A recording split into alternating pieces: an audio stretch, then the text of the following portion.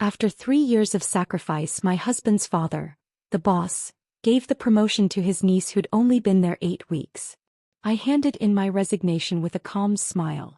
"Congrats to Lily," I said. When my father-in-law read my letter, he lost it. "You can't be serious," he shouted, his face turning red as Arthur's voice boomed across the conference room as he raised his champagne glass. "I'm thrilled to announce our new regional director, my brilliant niece, Lily Monroe." The applause erupted around me, but I couldn't move. My hands stayed frozen in my lap while everyone else clapped enthusiastically. 8 weeks. Lily had been here exactly 8 weeks, and she was getting the position I'd been promised for 3 years. I forced my mouth into what I hoped looked like a smile and brought my hands together in slow, deliberate claps. The sound felt hollow like everything else in that moment. Arthur's eyes met mine briefly across the table, and I saw something flicker there, guilt maybe, or defiance. Either way, he looked away quickly. "Amy has been such a wonderful mentor to Lily already," he continued, his voice carrying that patronizing tone I'd grown to despise. "I know she'll continue to support our new director in any way she can." Support. The word tasted bitter in my mouth. 3 years of 60-hour weeks, 3 years of missing family dinners to close deals, 3 years of building this department from 12 employees to 47. And now I was supposed to support someone else stepping into my role. Before we continue, I want to thank you for joining me in sharing these stories that matter. If you believe that loyalty should be valued over family politics in the workplace, please consider subscribing. It's free and helps us reach more women who need to hear this. Now let's see how this unfolds. Lily stood up, her blonde hair perfectly styled, her designer suit crisp and expensive. She couldn't have been more than 28, fresh out of business school with her MBA and daddy's connections. "Thank you so much, Uncle Arthur. I'm really excited to learn from Amy's expertise as we transition into this new phase." Learn from my expertise. Transition. The corporate speak made my stomach churn. This wasn't a transition. This was a takeover. After the meeting dispersed, I walked back to my office on unsteady legs. My nameplate still read Amy Hayes, Senior Operations Manager, but it felt like a lie now. I'd been passed over and everyone in that room knew it. Some looked sympathetic, others avoided eye contact entirely. Margaret from accounting patted my shoulder as she walked by, whispering, "I'm so sorry, honey." I closed my office door and sat behind my desk, staring at the wall where I'd hung my Employee of the Year certificates. 3 of them, one for each year I'd been here. Fat lot of good they'd done me. My phone buzzed with a text from Joseph, my husband. "How did the announcement go?" "Finally official." I stared at the message for a long time before typing back, "We'll talk tonight." The rest of the day passed in a blur of forced normalcy. I answered emails, reviewed reports, attended meetings where people kept shooting me looks of pity mixed with embarrassment. By 5 o'clock my jaw ached from maintaining that fake smile. Arthur appeared in my doorway just as I was packing up. "Amy, could I have a word?" "Of course." I gestured to the chair across from my desk, the same chair where he'd sat 3 months ago promising me this promotion was just a formality. He settled his large frame into the seat, his silver hair catching the overhead light. "I know today was difficult for you." "Was it?" I kept my voice level, professional. "Look, you're incredibly valuable to this company. Lily's going to need someone with your experience to help her get up to speed. I'm hoping you'll take on a senior advisory role too. Train her to do my job. Help her succeed in her new position," he corrected, but we both knew what he meant. I leaned back in my chair, studying this man who'd been my father-in-law for 8 years. I'd always respected Arthur, admired his business acumen, appreciated how he'd welcomed me into the family. But sitting there watching him try to spin this betrayal into some kind of opportunity, I felt something cold settle in my chest. "Arthur, can I ask you something?" "Of course. 3 months ago you told me this promotion was mine. You said I'd earned it, that no one deserved it more. What changed?" He shifted uncomfortably, his hands fidgeting with his wedding ring. "Business needs evolved. Lily brings fresh perspective, new ideas. 8 weeks of fresh perspective versus 3 years of proven results. Amy, you're taking this too personally." "Too personally?" I almost laughed. "This is my career we're talking about. My life. How else should I take it?" "Your family," he said as if that explained everything. "Family looks out for each other." Lily needed this opportunity and frankly you're secure here. You don't need the promotion like she does. There was the real truth. I was family, which meant I was expected to sacrifice for the good of everyone else. I was supposed to be grateful for the scraps, content with being dependable Amy who'd always be there to clean up everyone else's messes. I see. I stood up, gathering my purse and jacket. Well, I should get home. Joseph's making dinner tonight. Arthur looked relieved at the change of subject. Give my son my love. And Amy? I really do appreciate your understanding about all this. I nodded and walked out, my heels clicking against the marble floor of the lobby. Understanding. That's what he called it when someone rolled over and accepted being stabbed in the back. The drive home felt endless. Traffic crawled along the highway, giving me too much time to think. I kept replaying Arthur's words, his casual dismissal of 3 years of my life.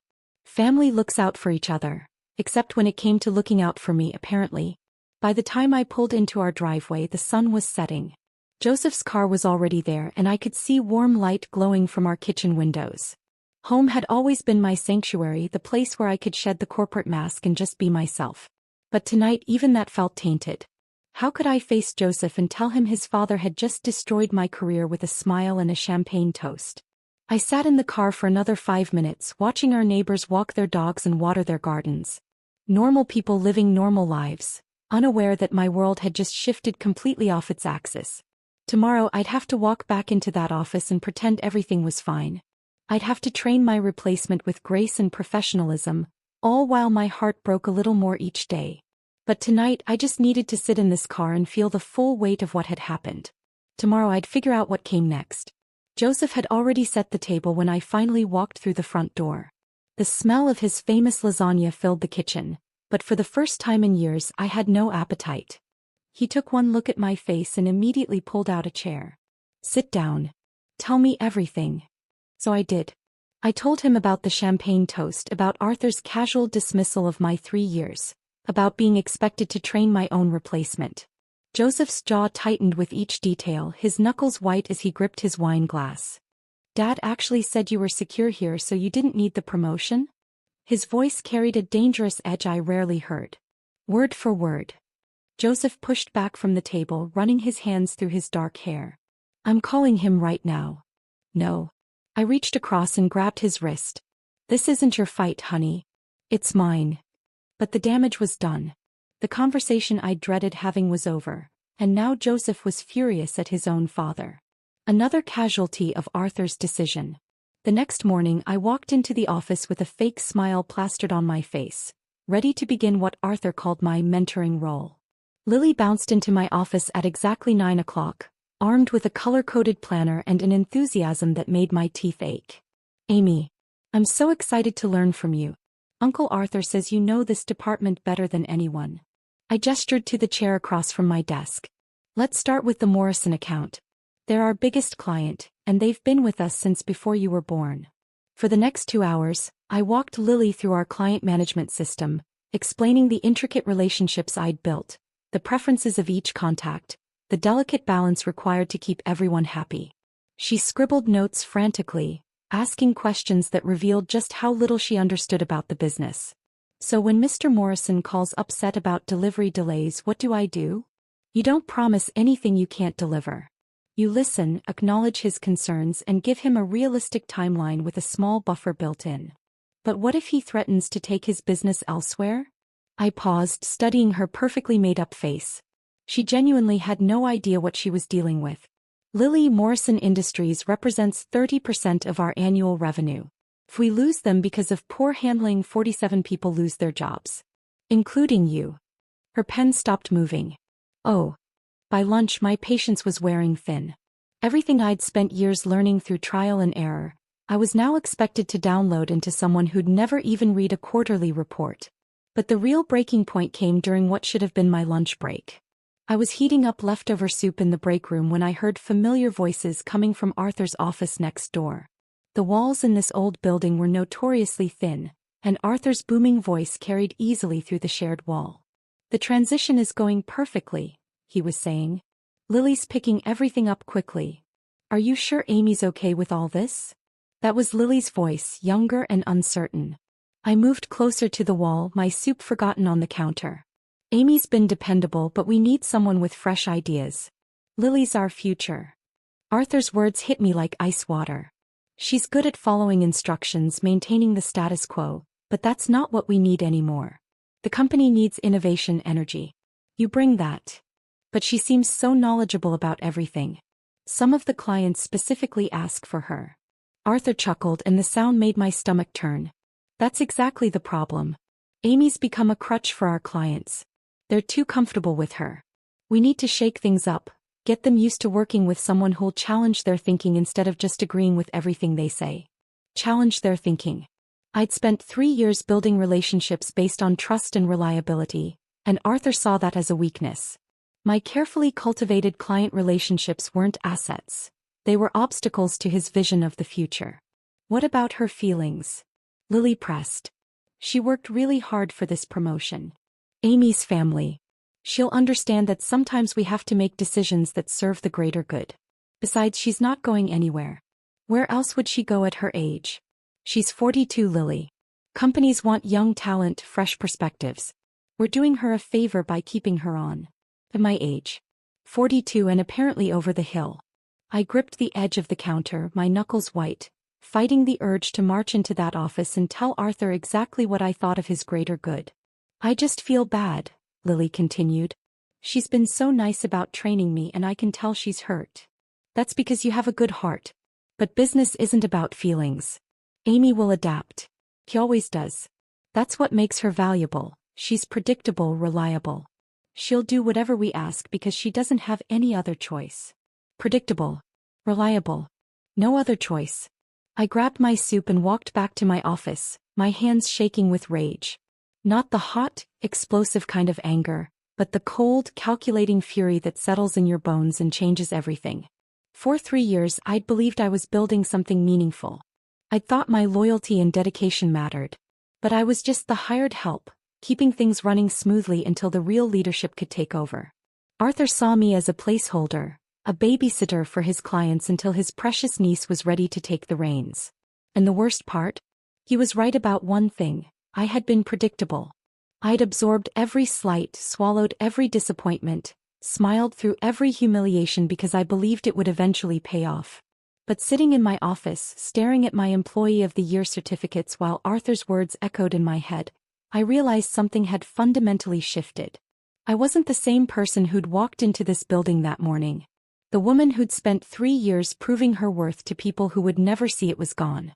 That afternoon I continued training Lily with the same professional demeanor, but inside something new was taking shape. Every question she asked, every gap in her knowledge that I filled, every client relationship I explained in detail, I was documenting my own value. Not for Arthur's benefit but for my own clarity. When 5 o'clock came I packed up my things with deliberate calm. Tomorrow would bring new revelations, I was certain. But tonight I had some serious thinking to do about what came next. That evening I sat at my kitchen table with my laptop open and a cup of tea growing cold beside me. Joseph was working late, which gave me the quiet I needed to do what I'd been thinking about for 2 weeks. My fingers hovered over the keyboard for a long moment before I began typing. Dear Arthur, please accept this letter as my formal notice of resignation from my position as Senior Operations Manager at Alden Ventures. My last day of employment will be Friday, March 15th, providing the standard 2 weeks notice. I want to thank you for the opportunities I've had here over the past 3 years. I've learned a great deal and am grateful for the experience. I wish the company continued success in the future. Sincerely, Amy Hayes. Short. Professional. Final. I read it 3 times, each time feeling a strange sense of peace settle over me. There was no anger in those words, no accusations or emotional outbursts. Just a clean, dignified exit from a situation that had become impossible to bear. I printed the letter on our home printer, signed it with my favorite pen, and slipped it into a crisp white envelope. Then I closed the laptop and went to bed, sleeping better than I had in weeks. The next morning I dressed with extra care, my navy blue power suit, the one that always made me feel confident, paired with my grandmother's pearl earrings. If this was going to be a memorable day, I wanted to look the part. I arrived at the office early before most people and placed the envelope in the center of my desk. Then I went about my morning routine as if nothing had changed. I answered emails, reviewed reports, and even helped Tom from accounting fix a spreadsheet formula. At exactly 10 o'clock, I picked up the envelope and walked to Arthur's office. His secretary, Marie, looked up with her usual warm smile. "Good morning, Amy. He's just finishing up a call. No rush. I'll wait." Marie had been Arthur's secretary for 15 years, and she'd always been kind to me. I wondered if she'd miss our brief morning chats about her grandchildren and my weekend plans. Probably not. Secretaries saw people come and go all the time. Arthur's door opened and he emerged looking harried, his phone still pressed to his ear. He waved me in while continuing his conversation about quarterly projections. I sat in the familiar chair across from his desk and waited. When he finally hung up, he looked at me with barely concealed impatience. "What can I do for you, Amy? I've got back-to-back meetings until 3. I placed the envelope on his desk without a word. He stared at it for a moment, then looked at me with confusion. "What's this?" "Open it." Arthur tore open the envelope with his letter opener, unfolded the paper and read. I watched his expression shift from mild curiosity to shock to something approaching panic. His face went through several color changes, pale then flushed then red. "You can't be serious?" The words exploded out of him as he shot to his feet, the chair rolling backward. "This is a joke, right? Some kind of negotiating tactic." I remained seated, my hands folded calmly in my lap. "I'm completely serious. Amy, we just promoted Lily 2 weeks ago. You can't abandon ship now. She needs your guidance, your expertise. The Morrison account alone. We'll be fine. Lily's very enthusiastic. I'm sure she'll figure it out." Arthur began pacing behind his desk, running his hands through his silver hair. "This is about the promotion, isn't it? Look, I know you're disappointed, but we can discuss other opportunities. Maybe a different title, additional responsibilities." "Arthur, stop." He froze mid-pace. I'd never used that tone with him before. Calm but absolute. "This isn't about the promotion anymore. This is about respect. And the fact that I've realized I don't have any here." "That's not true. You're valued, Amy. Your family." I stood up slowly, smoothing down my skirt. "No, I'm not. Family would have been honest with me about their plans. Family wouldn't have let me train my replacement without telling me that's what I was doing. Family wouldn't have described me as predictable and reliable behind my back while talking about how I have no other options." Arthur's face went white. "You heard that conversation. Every word." The silence stretched between us, heavy with 3 years of unspoken truths. Arthur sank back into his chair, suddenly looking every one of his 63 years. "Amy, please. Let's talk about this rationally. Whatever you heard, you might have misunderstood." I understood perfectly. I moved toward the door, then paused with my hand on the handle. "You were right about one thing, though. I have been predictable. I've spent 3 years making excuses for being overlooked, convinced myself that my loyalty would eventually pay off. But I'm done being predictable. What do you want? More money? A corner office? Name it." I turned back to look at him one last time. "I want to work somewhere that values what I bring to the table. Somewhere that sees potential instead of limitations. Somewhere that doesn't think 42 is too old to have fresh ideas." Arthur opened his mouth to respond, but I was already walking out the door. Marie looked up as I passed her desk, concern written across her face. She'd obviously heard Arthur's raised voice. "Everything okay, honey?" I paused and smiled at her, a real smile this time. "Everything's going to be just fine, Marie. Take care of yourself." Walking back to my office, I felt lighter than I had in months. The decision was made, the words were spoken, and there was no going back. I had 2 weeks to wrap up my projects, document my processes, and transition my responsibilities. 2 weeks to say goodbye to a chapter of my life that had taught me more about myself than I'd ever expected to learn. The phone on my desk was already ringing when I sat down. Word traveled fast in a small office, and I suspected the next 2 weeks were going to be very interesting indeed. But for the first time since that awful day in the conference room, I was looking forward to what came next. The call came on a Tuesday morning while I was reorganizing my home office. I'd been unemployed for exactly 2 weeks, spending my days updating my resume, networking on LinkedIn, and trying to figure out what came next. The phone number wasn't familiar, but something made me answer instead of letting it go to voicemail. "Amy Hayes. This is Rebecca Chin from Horizon Tech. I hope I'm not catching you at a bad time. I nearly dropped my coffee mug. Horizon Tech was one of the fastest-growing companies in the region, known for their innovative approach to logistics and their reputation for promoting from within based on merit alone. Not at all. How can I help you? I'll cut straight to the chase. Your name came up in a conversation with Daniel Morrison yesterday. He spoke very highly of your work at Alden Ventures and suggested we reach out. Daniel Morrison. Of course. The client I'd nurtured for 3 years, whose trust I'd earned through countless late nights and weekend calls. I'd wondered if he'd even notice I was gone. That's very kind of him, I managed. We have an opening for a regional operations director, essentially overseeing 3 departments and managing our largest client accounts. Daniel seems to think you'd be perfect for it. Would you be interested in hearing more? My heart started racing. This wasn't just any job, it was exactly what I should have gotten at Alden Ventures, but bigger. Better. I'd be very interested. Within an hour, I had an email with preliminary details that made my eyes widen. The salary was 30% higher than what I'd been making. The benefits package included stock options. And the title, Regional Operations Director, was what I'd been promised but never received. The interview process moved quickly. Rebecca introduced me to the team leads I'd potentially manage, all of whom seemed genuinely excited about working together. The company culture was refreshingly direct. No hidden agendas or family politics, just clear expectations and transparent communication. During my final interview with the CEO Marcus Williams, he asked me something that caught me off guard. Why did you leave Alden Ventures? Daniel mentioned you'd been there for several years. I'd practiced answering this question, but sitting across from Marcus, a man known for building his company on merit rather than connections, I decided on honesty. I reached a ceiling that had nothing to do with my performance or potential. Sometimes you realize that loyalty without respect is just servitude. Marcus nodded slowly. We don't believe in ceilings here, Amy. We believe in earned advancement and mutual respect. Does that sound like something you could work with? It sounds like everything I've been looking for. 3 days later, Rebecca called with an offer that exceeded even my best-case scenario.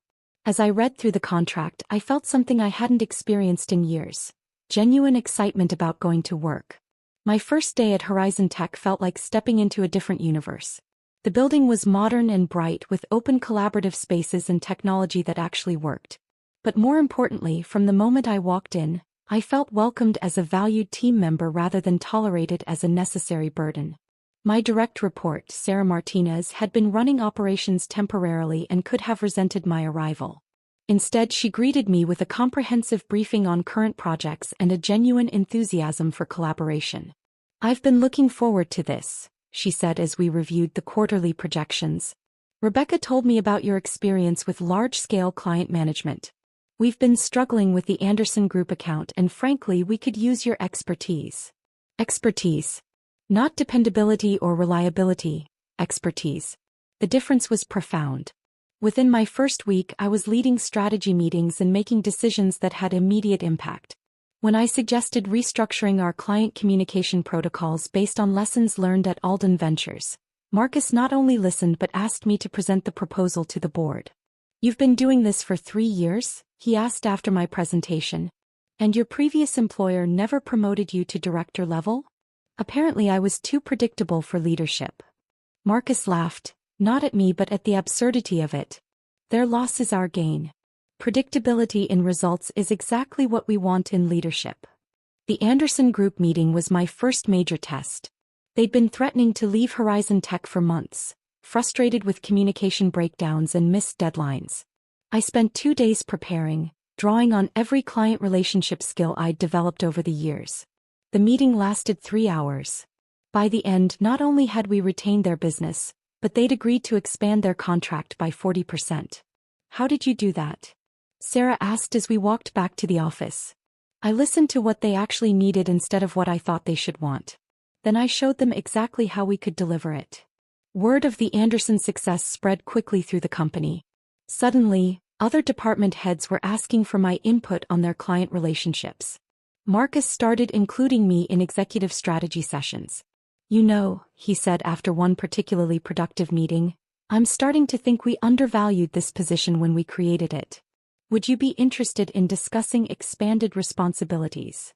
Expanded responsibilities.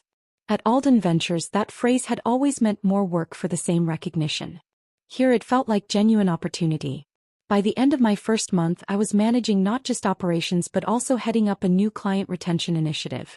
My team had grown from 12 people to 18, and our department's performance metrics were the highest they'd been in 2 years.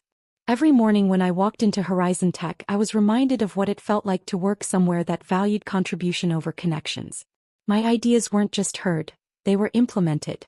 My experience wasn't just acknowledged, it was leveraged for company growth. The contrast with my old job was striking. At Alden Ventures, I'd spent 3 years trying to prove my worth to people who had already decided I was dispensable. At Horizon Tech, my worth was assumed, and the focus was on how to maximize my contribution to our collective success. For the first time in my professional life, I understood what it meant to work at a company that truly valued merit over politics. 3 months into my new position at Horizon Tech, the industry gossip started reaching me through unexpected channels. At a quarterly networking event, I bumped into Janet Mills from Pacific Financial, one of Alden Ventures' smaller clients. "Amy, I heard you moved to Horizon Tech. Good for you." Her tone carried something more than casual congratulations. "Things have been interesting since you left." I kept my expression neutral. "Oh. Well, let's just say our new contact at Alden Ventures isn't quite as responsive as you were."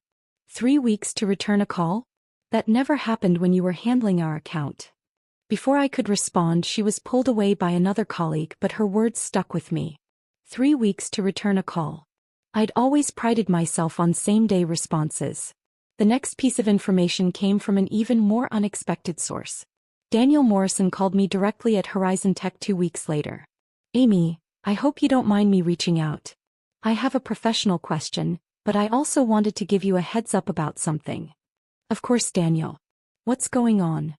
"We're probably going to be ending our relationship with Alden Ventures at the end of this quarter." My stomach dropped. Morrison Industries was Alden Ventures' largest client. Losing them would be devastating. "I'm sorry to hear that. May I ask what happened?" Daniel sighed heavily. "Remember how we used to have those monthly strategy calls, where you'd walk me through the quarterly projections and we'd adjust our approach based on market changes?" "Of course. Well, your replacement, Lily, I think, she missed our last 2 scheduled calls entirely. When she finally called back, she couldn't answer basic questions about our account status. She kept saying she'd get back to me with information, but those follow-ups never came." I closed my eyes, imagining Arthur's reaction when he learned about Morrison's decision. The final straw was last week. "We had a delivery crisis. Remember how you used to handle those? Drop everything, coordinate with logistics, keep us updated every hour until it was resolved." "I remember. Lily told us to file a complaint through the proper channels and she'd look into it when she had time." "Amy, we're talking about a $2 million shipment that was sitting in the wrong warehouse. She treated it like a paperwork issue." I felt a mix of emotions I couldn't quite untangle. Satisfaction that my value was being proven, but also genuine sadness for the company I'd once cared about so deeply. "I'm sorry it came to that, Daniel. I know Arthur valued your partnership." "That's the thing, I don't think he did. When I called to speak with him directly about our concerns, he basically told me that Lily represented the new direction of the company, and if we couldn't adapt to their new approach, maybe we weren't the right fit anymore." My jaw dropped. Arthur had essentially invited his biggest client to leave rather than acknowledge that promoting Lily had been a mistake. "Anyway," Daniel continued, "I wanted you to know that our decision has nothing to do with any animosity toward Alden Ventures as a whole. It's purely about service quality. Amy, the recommendation I gave Horizon Tech about hiring you? Best business advice I've given in years." After we hung up, I sat in my office processing what I'd learned. Losing Morrison Industries would force Alden Ventures to lay off at least 15 people. These weren't abstract business consequences. These were real people I'd worked alongside for 3 years. My assistant knocked on my door. "Amy, Rebecca Chin would like to see you when you have a moment." I found Rebecca in her office with a stack of industry reports spread across her desk. "Sit down, Amy. I've been hearing some interesting things about your former employer." My heart sank. Had word gotten back to Horizon Tech about Alden Ventures' problems? Was this somehow going to reflect poorly on me? The Morrison account was a nice win for us, she continued, but apparently they're not the only Alden Ventures client looking for alternatives. We've had 3 companies reach out this week asking about our services. All of them specifically mentioned your name. Relief flooded through me. Really? Seems like you left quite an impression during your time there. The question is, how do you want to handle this? These could be significant opportunities for Horizon Tech, but I want to make sure we're approaching this ethically. I appreciated Rebecca's consideration. I think as long as we're responding to genuine inquiries rather than actively poaching clients, we're on solid ground. These companies have legitimate service concerns that we can address. My thoughts exactly. Would you be comfortable leading the presentations for these potential new accounts? Absolutely. Over the next month, Horizon Tech signed 4 new clients, all former Alden Ventures accounts.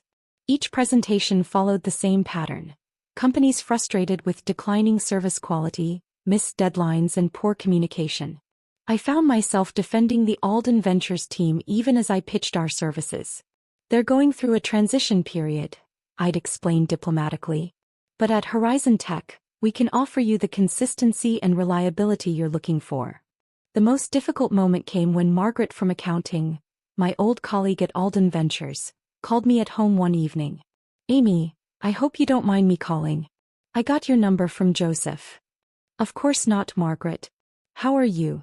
Honestly, there are rumors about layoffs. The Morrison account is gone, and apparently 3 other major clients have left too. Her voice was shaky. People are saying it's because you left that you took all the client relationships with you. Margaret, that's not. I'm not blaming you, she interrupted. I understand why you left. We all saw how they treated you. But Amy, some of us here have been with the company for years. We have mortgages, kids in college. If Alden Ventures goes under, the weight of unintended consequences settled on my shoulders. I'd wanted Arthur to realize my value, but I'd never wanted good people to suffer for his poor decisions. Are you looking for other opportunities? I asked gently. At my age? Who's going to hire a 58-year-old accountant? I thought about Horizon Tech's expansion plans, about the new positions we'd be creating as we grew. Margaret, can I give Rebecca Chin your contact information? We're going to need experienced financial support as we take on these new accounts. The relief in her voice was audible. Amy, you do that. You're good at what you do. That should matter more than politics or age. After I hung up, I realized something had shifted in how I viewed the situation. This wasn't about Alden Ventures' decline anymore.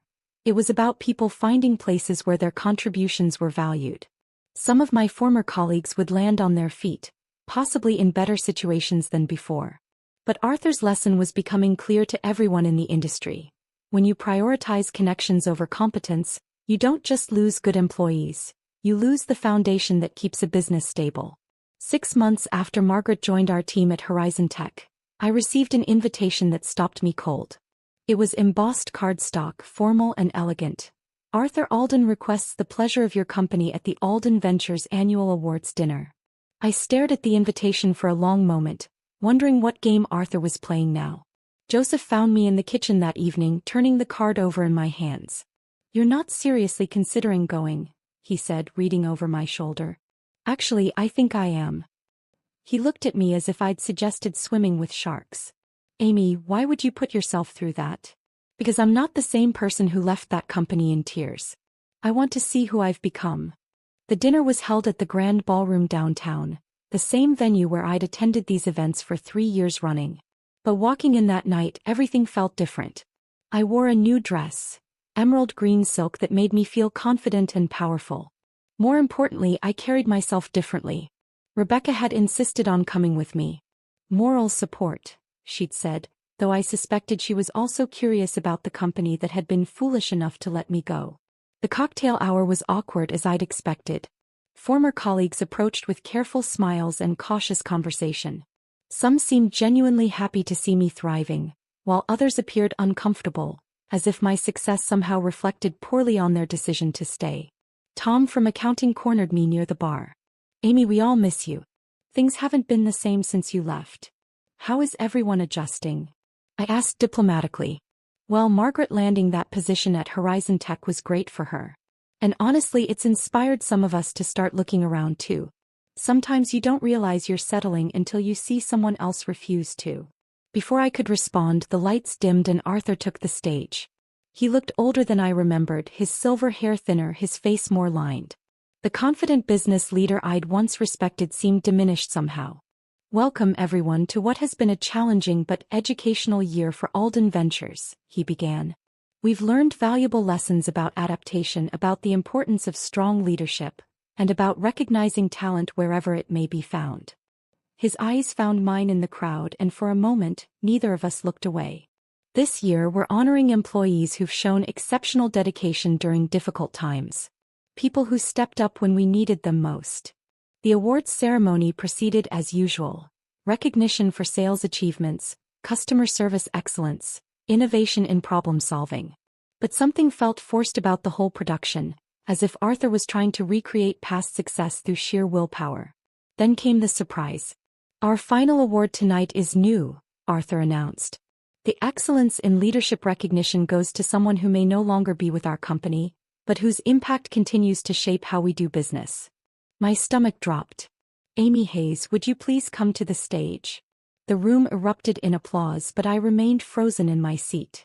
Rebecca nudged me gently. "Go on. This is your moment." Walking to that stage felt like the longest journey of my life.